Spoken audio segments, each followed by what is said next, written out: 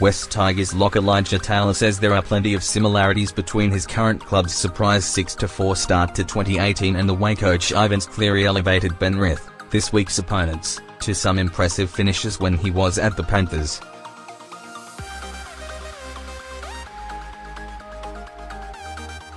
Taylor has now played under Cleary at 3 clubs, the Warriors, Panthers and Wests Tigers, and was at the foot of the mountains when Cleary oversaw the departures of big names and local favourites Michael Jennings, Luke Lewis, Lachlan Coote and Michael Gordon in 2012-13.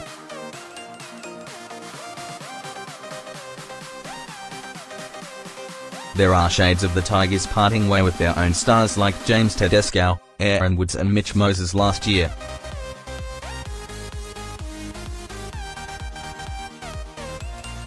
The Panthers in 2014 surged to a remarkable 4th-placed finish and upset minor premiers the Roosters in the first week of the finals before narrowly going down to Canterbury in the grand final qualifier.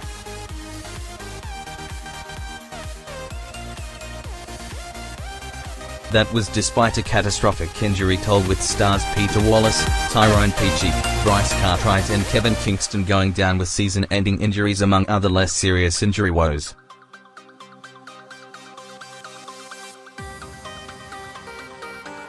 It's about the retention and recruitment of players, who he's brought in, who he's let go.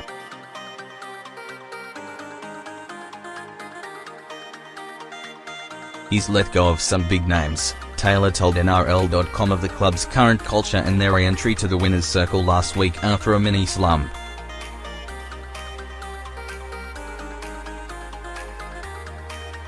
He had to do the same at Penrith with Luke Lewis, Michael Jennings, Michael Gordon, Lachlan Coote.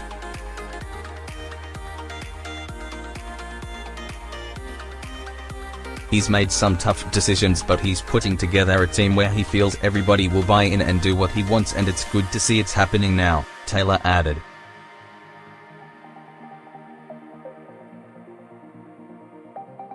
Cleary continued that policy this week, dropping his round 10 man of the match Mahe Fonua for being late to training.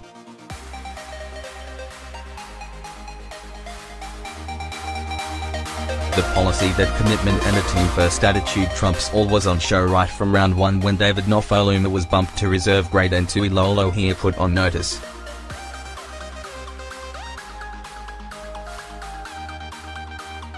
Meanwhile, lesser-known players like Corey Thompson, Esan Marsters, Alex Wall, Matt Eisenhuth and Michael Chee-Kam are either establishing themselves as genuine first-graders or producing career-best form.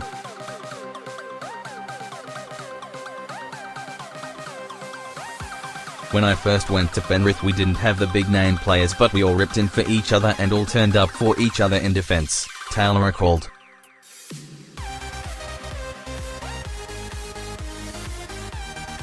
We managed to get to a couple of final series. That's the blueprint, it's something that's working for us.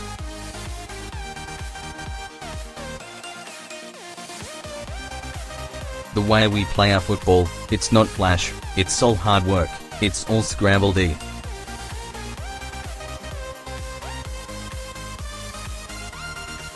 Our games are pretty scrappy sometimes and it's all down to the wire. The important thing in snapping a 3-game losing streak against the Cowboys at Leichhardt last week was a return to what had been working over the opening 6 rounds.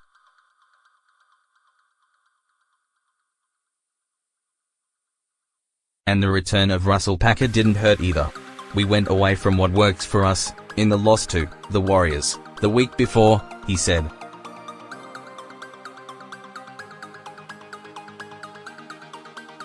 The first 5 rounds we were turning up for each other defensively, scrambling hard for each other, and that kind of went away in the Parramatta and Warriors games.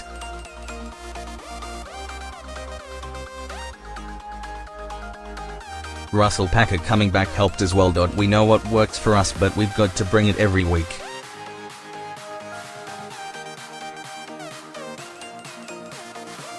Taylor, like Cleary, will see plenty of familiar faces this Thursday night, including the coach's son Nathan, who Taylor remembers as a ball boy back at the Warriors.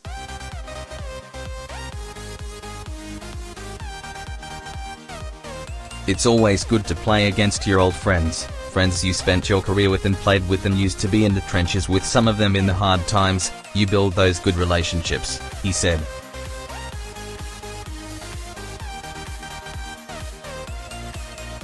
It's good to see Nathan back on the field. Young kid, great talent. We've got to focus more on what he brings to the table.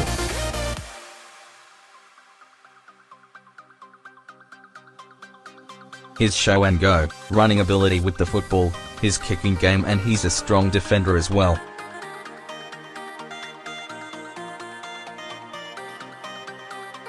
Their forward pack runs hard. Reagan Campbell-Gillard, James Fish, Big William Chee-Kam on the edge.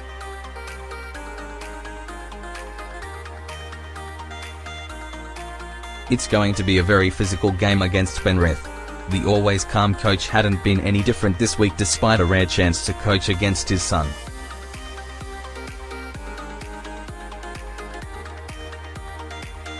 Ivan doesn't give too much away, Taylor smiled. It's good he's dealt with it the way that he's wanted to, but he's just treating it as another game.